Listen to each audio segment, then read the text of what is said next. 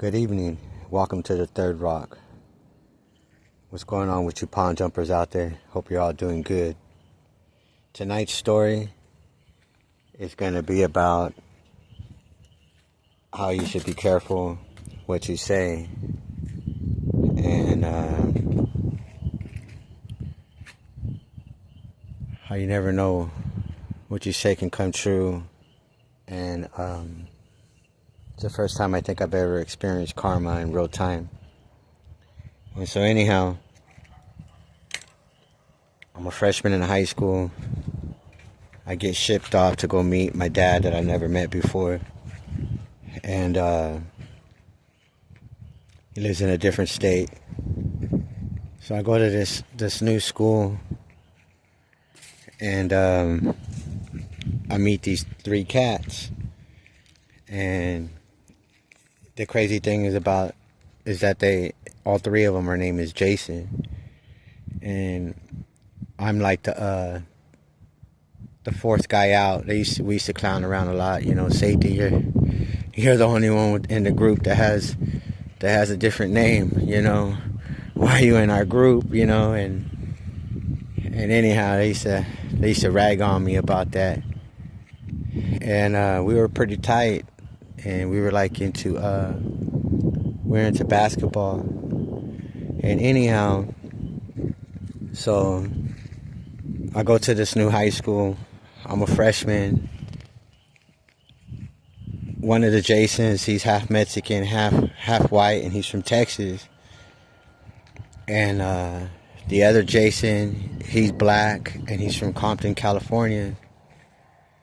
And I'm Hispanic, and I'm from the Central Valley. And then the third guy was the oldest one, and he was pretty much the local of the town. He lived there, and we were all visitors. And he was a senior. He was a senior at school, and so he was our big friend, our big homie. And we used to ditch school almost every day. And back then, basketball was really big. It was real popular on the Third Rock. Everybody was into it all over the world. And we used to ditch and try to get tournaments against adults.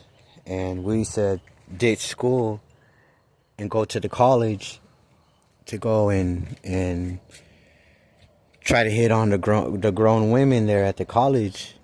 We were just kids. We were stupid, And we used to go to the river. We used to do all kinds of crazy stuff, man. It was such a great time to be alive. And, the world, they say there's nothing new under the sun, but the world was definitely different, at least for that moment. It was a magical time being a kid and not having to be an adult. And, well, at least it felt that way for the moment. And anyhow, so here we are. We were going to ditch, and we were going to go to the college so we go check out the older women and at the university. And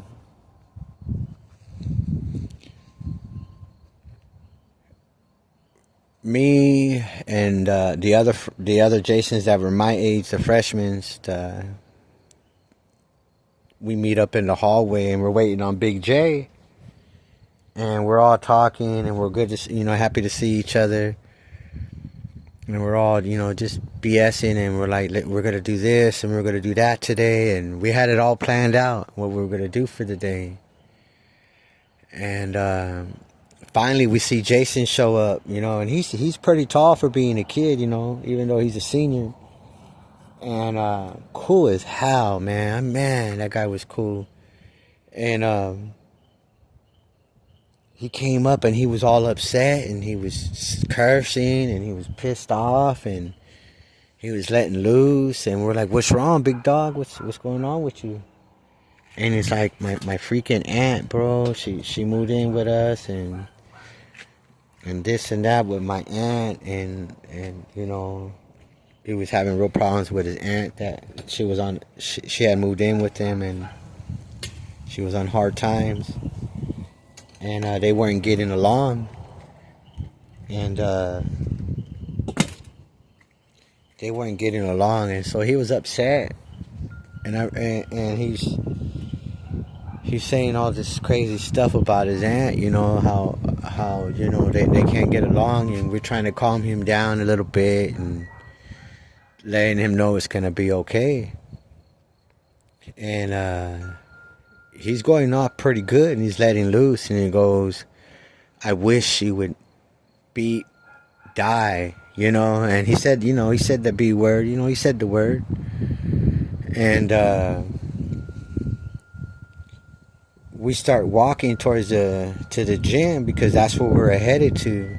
We're gonna head to the gym, wait for the bell to ring, and then we were gonna dip out, and we're gonna head to Danny's, and then from there we're gonna get the bus to the college.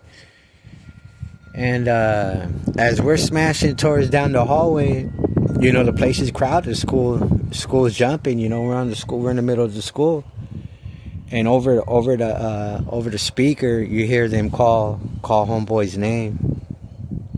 They call his name over the Jason and his last name over the intercom like 3 or 4 times. And we all pause, you know what I mean? And we're like, what the hell? And he's like, hey, I'm going to go see what the hell they want. We're like, all right, no problems, And we figure he's in trouble, you know what I'm saying? Because he was, he's one of those cats that, we're not perfect. And so we told him we'd meet him in the gym. So we smash on down the hallway to the gym. The three of us. And we're waiting for the 8 o'clock bell. And he shows up, I don't know, about 5 minutes later or so, right when the bell goes off pretty much. And when he shows up, we're in the gym and it's packed, everybody's shooting hoops, getting sweaty before the day starts. And and here comes the homeboy, man. He's got his head down, and mind you, he's pretty tall, so he's walking up to us with his head down, and he's very sad, and he looks like he's gonna cry, but he ain't crying, because we're at school. You know how it is, when you're young and you gotta, when you're tough and stuff. And we're like, "What's up, big dog? What's up, Jay?" And he's like, "Hey guys, I gotta go." Like, what's wrong, bro? And he's like, "She's dead, bro." We're like, "What do you mean she's dead, guys?" And like, "What do you mean?" It's like, "My aunt, she's dead." And we were just like, "What the like, what? Like, are you serious?" "I gotta go, they're waiting for me." And then we wished him luck, and we told him, what we needed to say real quick. It was real brief. And he dipped out to the front office. And needless to say, none of the guys wanted to go after that. And I ended up ditching on my own. I can't remember what happened. I know it wasn't a good day for me neither after that. But literally when he was saying that, I wish she would die, they, like, right when he was saying that, they started calling his name over the intercom like a few seconds later, and it's just so creepy, we were like, what the hell? And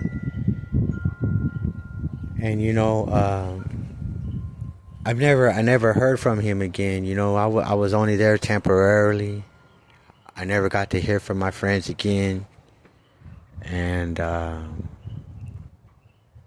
later on in life, I thought I learned that lesson, and I ended up wishing something on somebody, and that shit came true, and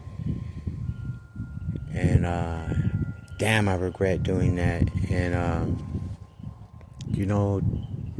don't wish anything on anybody. Don't wish at all, because it's you just put power to it, and wishing is for fools.